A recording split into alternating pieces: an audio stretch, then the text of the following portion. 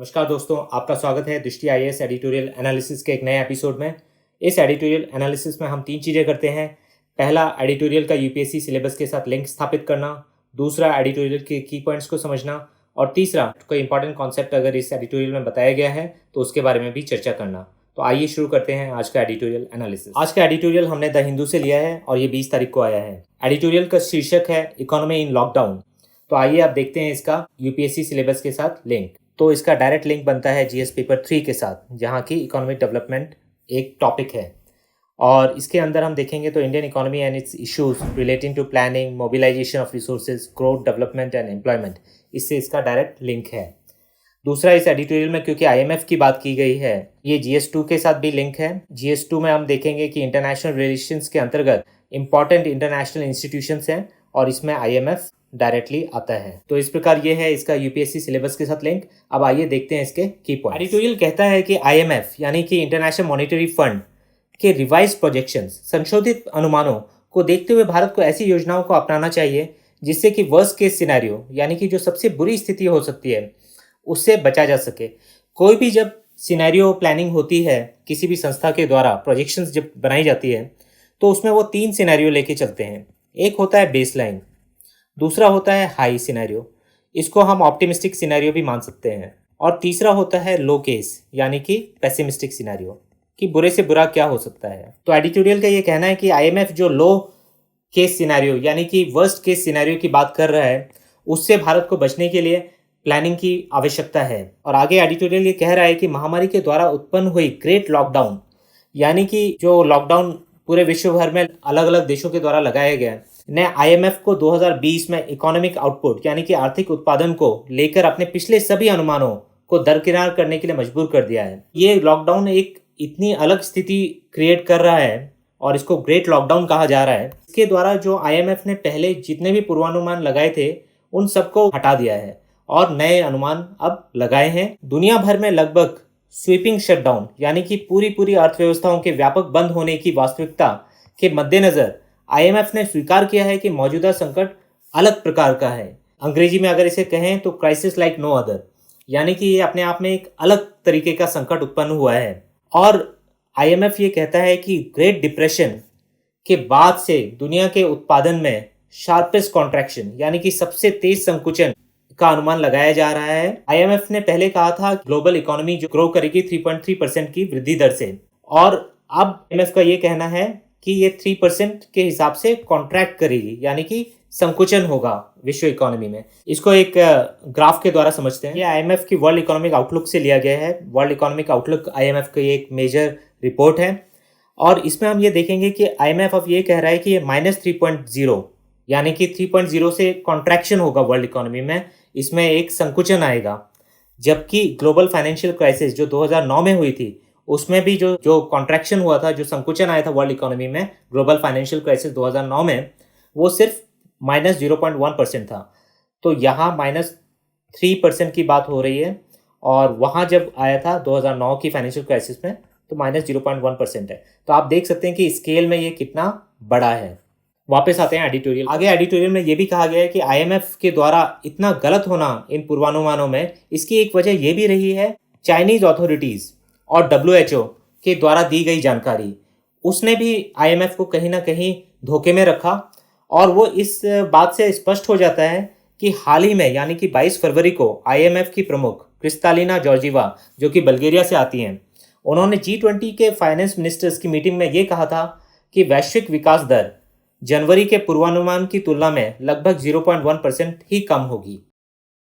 तो 22 फरवरी तक आईएमएफ का यही मानना था कि इतना ज़्यादा गिरावट नहीं आएगी वर्ल्ड इकोनॉमी में, लेकिन अब आईएमएफ ये मान रहा है कि 3% से नीचे गिरावट देखी जाएगी वर्ल्ड इकोनॉमी के आउटपुट में। और आईएमएफ ने ये भी कहा था उसी समय कि चीन की जीडीपी में 5.6% की ग्रोथ होगी, लेकिन अब उसने इंडस्ट्रियल प्रोडक्शन, रिटेल सेल्स और फिक्स एसेट्स इन्वेस्टमेंट यानी कि औद्योगिक उत्पादन, खुदरा बिक्री और स्थायी परिसंपत्ति निवेश के आंकड़ों का हवाला देते हुए चीन के भी पूर्वानुमान को घटाकर 1.2% कर दिया है। जहां आईएमएफ ने यह कहा था कि चीन की जो वृद्धि दर है वो 5.6% रहेगी, उसको अब आईएमएफ ने रिवाइज करके 1.2% कर दिया है।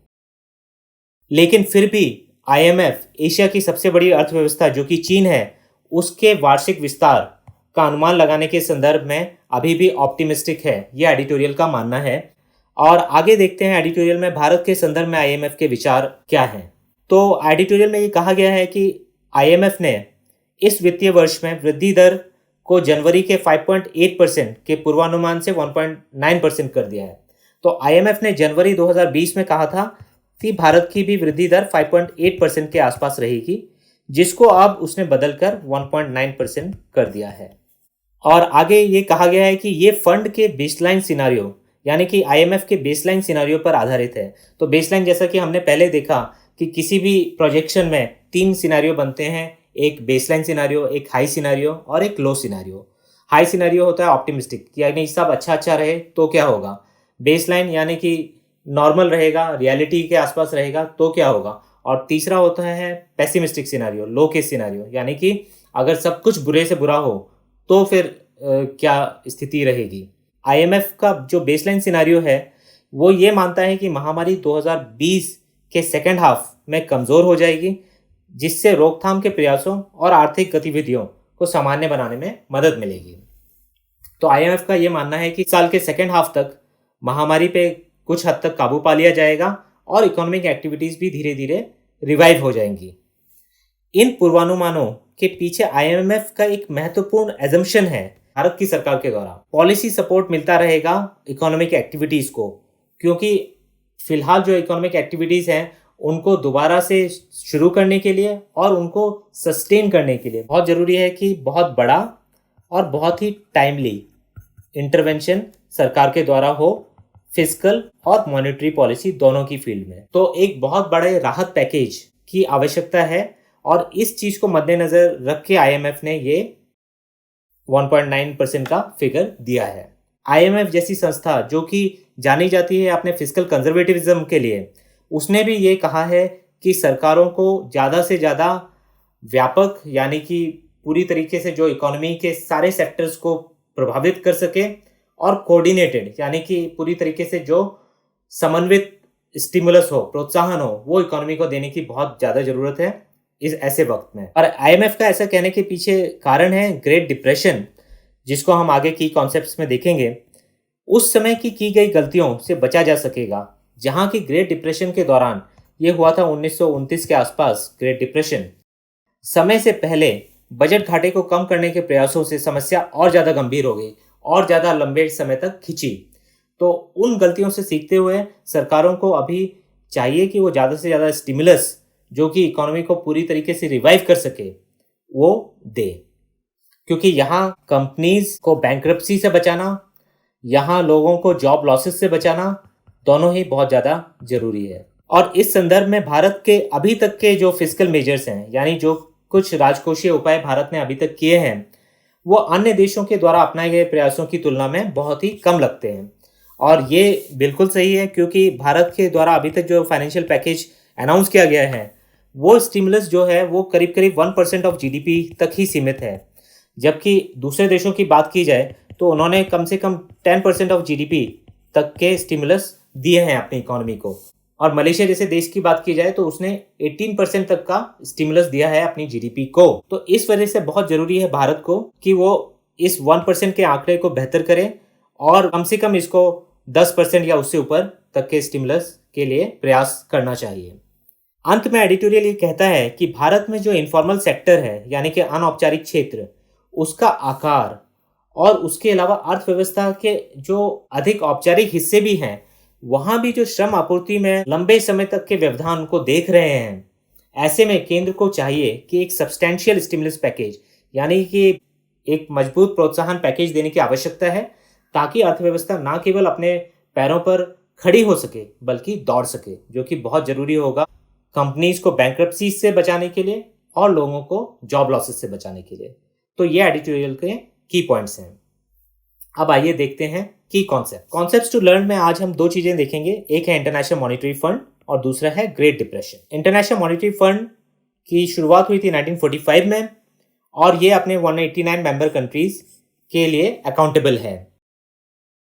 ये जो ऑर्गेनाइजेशन है इसका प्राइमरी पर्पस जो है वो है stability of international monetary system, यानी कि इंटरनेशनल मॉनेटरी सिस्टम जो है उसको स्टेबल स्थिर बनाए रखना, और जो एक्सचेंज रेट्स हैं, जो सिस्टम ऑफ एक्सचेंज रेट्स चलता है जिसको यूज़ किया जाता है इंटरनेशनल पेमेंट्स के लिए, वो भी स्थिर रहे।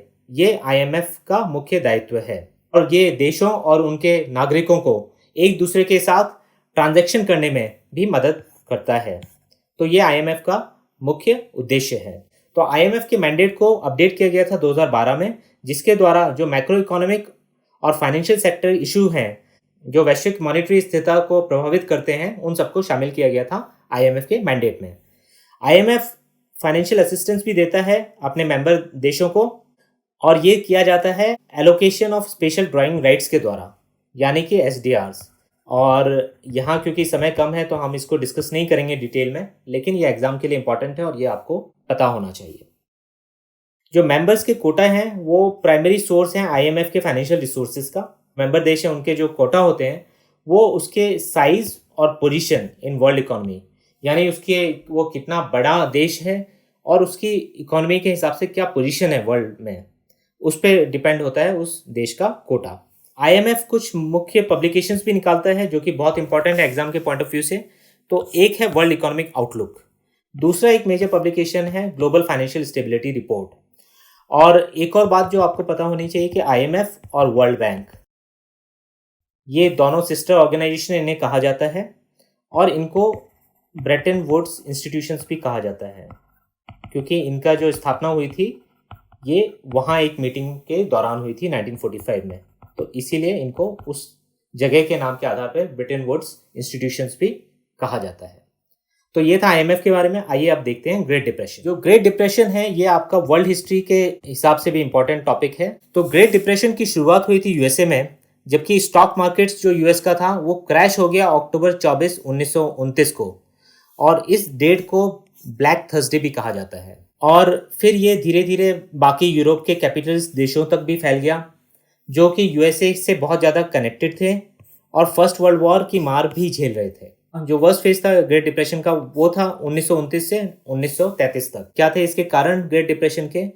तो बहुत ज़्यादा मात्रा में स्टॉक्स को बेचना शुरू हुआ यूएसए में, जबकि बहुत ज़्यादा प्रॉस्पेरिटी थी 1920 के दशक में, और एक स्टॉक मार्केट बबल क्रिएट हुआ जो कि बर्स्ट हो गया 1929 में। एक और वजह ये थी कि मैन्युफैक्चरिंग में इन्वेस्टमेंट की कमी हो गई थी, जिसके द्वारा अनएम्प्लॉयमेंट काफ़ी बढ़ गया था, और अनएम्प्लॉयमेंट के द्वारा लोगों की परचेजिंग कैपेसिटी कम हो गई क्योंकि उनकी इनकम भी कम हो गई थी, और फर्स्ट वर्ल्ड वॉर का भी एक इफेक्ट इस पे था।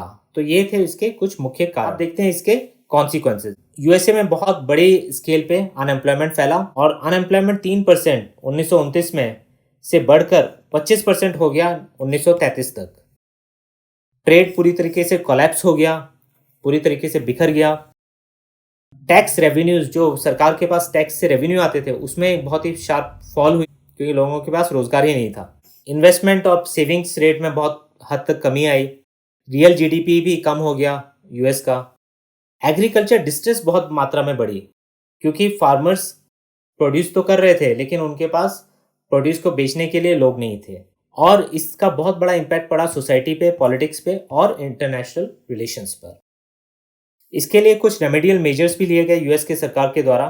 तो हर्बर्ट हूवर जो प्रेसिडेंट थे, जबकि 1929 में ये शुरू हुआ और 1933 तक वो प्रेसिडेंट रहे, जब उन्हें फ्रैंकलिन रूजवेल्ट ने इलेक्शन में हराया, और वो एक न्यू डील लेके आए। और न्यू डील के अंतर्गत रूजवेल्ट ने नए बैंक नोट्स इशू किए, कई कदम उठाए गए अनएम्प्लॉयमेंट लोगों को रिलीफ पहुंचाने के लिए। सिविलियन कंजर्वेशन कॉर्प्स सीसीसी को यह अनुमति दी गई कि वो बेरोजगार लोगों को हायर करें रूरल प्रोजेक्ट्स के लिए। तो कुछ Mahatma Gandhi national rural employment guarantee scheme जैसा कुछ शुरू हुआ। तो जो किसान और जो होम ओनर्स थे जिन्होंने कर्ज ले रखा था या अपने जमीन और मकान गिरवी रखे हुए थे, उनको भी रिलीफ दी गई। सिक्योरिटी एंड एक्सचेंज कमीशन को स्थापित किया गया जो रेगुलेट कर सके यूएस स्टॉक मार्केट्स को। स्टॉक मार्केट एक मेजर रीजन थे इस क्राइसिस के, और इस वजह से एक सिक्योरिटीज एंड एक्सचेंज कमीशन को बैठाया गया कि यूएस स्टॉक मार्केट को रेगुलेट करें, जो भारत में सेबी करता है। नेशनल इंडस्ट्रियल रिकवरी एक्ट को लाया गया जिससे कि लोगों को मिलने वाली आय को बढ़ाया जाए, वर्किंग आवर्स को कम किया जा सके वर्कर्स के लिए, और सोशल सिक्योरिटी और इकोनॉमिक सिक्योरिटी बुजुर्गों के लिए, गरीबों के लिए और बीमार लोगों के लिए, इन सबको लाया गया। तो ये कुछ रेमेडियल मेजर्स लाए गए इस विपदा से उबरने के लिए। तो ये था आज के एडिटोरियल में। और अगर एग्जाम पॉइंट ऑफ व्यू की बात की जाए तो आज का एडिटोरियल काफ़ी महत्वपूर्ण है पीटी और मेंस दोनों ही पर्सपेक्टिव से, दोनों ही नज़रिए से। तो पीटी में अगर पूछा जाएगा तो आपको वर्ल्ड इकोनॉमिक आउटलुक के बारे में जानकारी होनी चाहिए, आपको कुछ ना कुछ ग्रोथ रेट्स जो इनका अनुमान है इनके बारे में भी जानकारी होनी चाहिए, और आईएमएफ के बारे में भी जानकारी होनी चाहिए कि इसका कब फॉर्मेशन हुई और इसके स्पेशल ड्राइंग राइट्स क्या हैं वगैरह वगैरह। और मेंस की जहाँ तक बात हो तो जो वर्ल्ड इकोनॉमी जिस संकट से उभर रहा है इसके लिए क्या स्टेप्स आईएमएफ सुझा रहा है, आईएमएफ का क्या इसके बारे में रिकमेंडेशन है। तो आईएमएफ ये कहता है कि बहुत ही बड़े, बहुत ही टाइमली स्टिमुलस पैकेज की रिक्वायरमेंट है। तो इस तरीके की चीज़ों को आपको नोट करना चाहिए। और इस तरीके का सवाल पूछा जा सकता है मेंस में कि क्या क्या स्टेप्स भारत सरकार या विश्व की सरकारों को लेना चाहिए इस विपदा से उबरने के लिए, और किस तरीके से इकोनॉमी को दोबारा रिवाइव किया जा सकता है, स्टिमुलेट किया जा सकता है।